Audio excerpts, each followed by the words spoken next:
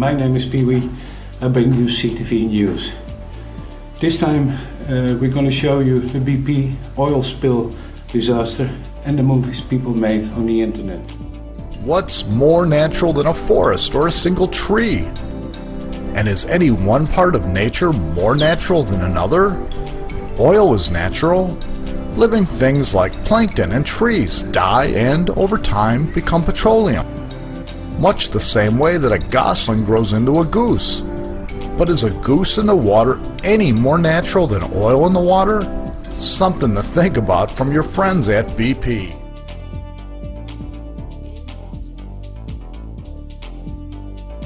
It's been all hands on deck for NOAA.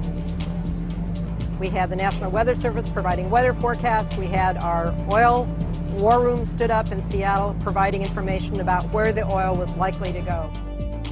Well, we received reports this morning from BP that there was approximately 30 acres of marsh that were impacted with crude oil, which we felt was really low.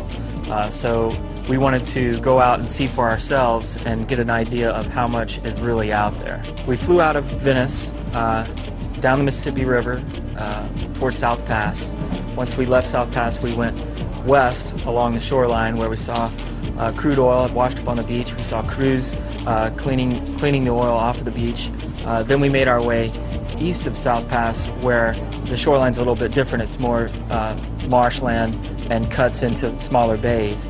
And all in those cuts, all up in the grass, we saw acres and acres of crude oil that had washed up into the marsh, was trapped into the marsh. We saw it on both sides of boom, so we saw the heavier plastic boom, but behind that absorbent boom, and in some cases the oil was in between the two. I think saying that there were 30 acres of impacted marsh was an insult. I think it's hundreds, if not thousands, of impacted acres already, and it's still early.